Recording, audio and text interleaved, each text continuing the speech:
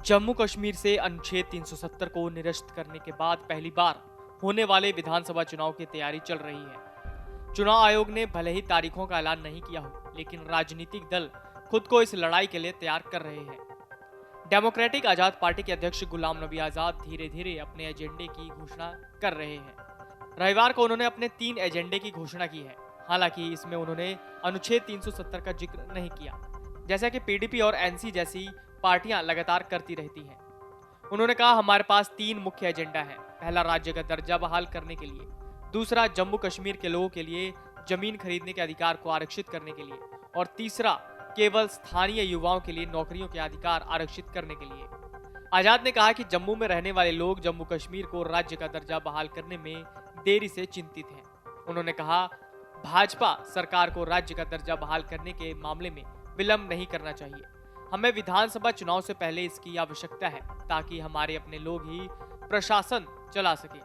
उन्होंने कहा कि उनकी पार्टी सभी क्षेत्रों और उप क्षेत्रों में समाज के हर वर्ग की और आकांक्षाओं को आसान बनाने के लिए प्रतिबद्ध है।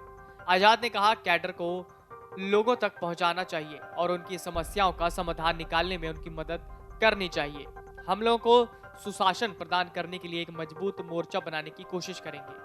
अपने पार्टी कार्यकर्ताओं को संबोधित करते हुए पूर्व कांग्रेस नेता ने जम्मू कश्मीर की अर्थव्यवस्था के बारे में भी बात की और कहा कि ये पतन के कगार पर है। उन्होंने कहा, चाहे वो पर्यटन, बागवानी, परिवहन या व्यापार हो, ऐसा कोई क्षेत्र नहीं है जिसे पिछले 2 वर्षों में नुकसान नहीं हुआ है। उन्होंने ये भी कहा कि हजारों बेरोजगार शिक्षित युवा जम्मू कश्मीर में नौकरी के अवसरों की प्रतीक्षा कर रहे हैं।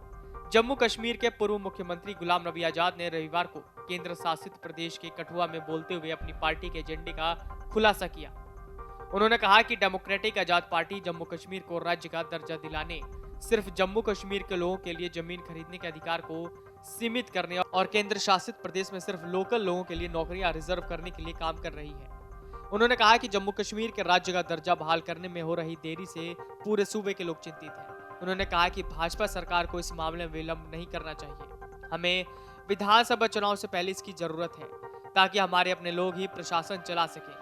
उन्होंने कहा कि उनकी पार्टी जम्मू कश्मीर के सभी क्षेत्रों में समाज के हर वर्ग की आकांक्षाओं को पूरा करने के लिए प्रतिबद्ध है। इस दौरान उन्होंने डेमोक्रेटिक आजाद पार्टी के कार्यकर्ताओं से कहा कि आप लोगों तक पहुंचना चाहिए और उनकी समस्याओं का समाधान निकालने में उनकी मदद करनी चाहिए। हम लोगों को सुशासन प्रदान करने के लिए एक मजबूत मोर्चा बनाने की कोशिश करेंगे। गुलाम नबी आजाद ने कहा कि जम्मू कश्मीर की अर्थव्यवस्था चरमराने के कगार पर है। चाहे टूरिज्म हो, हॉर्टिकल्चर हो, ट्रांसपोर्ट हो या फिर व्यापार, सूबे में ऐसा कोई भी सेक्टर जिसने पिछले 2 सालों में नुकसान नहीं हुआ। उन्होंने कहा कि हजारों बेरोजगार शिक्षित युवा नौकरियों के ऐलान का इंतजार कर रहे हैं। Video desk, अमरउजाला.com। डाउनलोड करें अमर उजाला ऐप और पाएं खबरें लगातार। अगर आप ये वीडियो YouTube पर देख रहे हैं तो हमारे चैनल को सब्सक्राइब करें और बेल आइकन को दबाना ना भूलें। अगर आप Facebook पर ये वीडियो देख रहे हैं तो हमारे पेज को लाइक करें।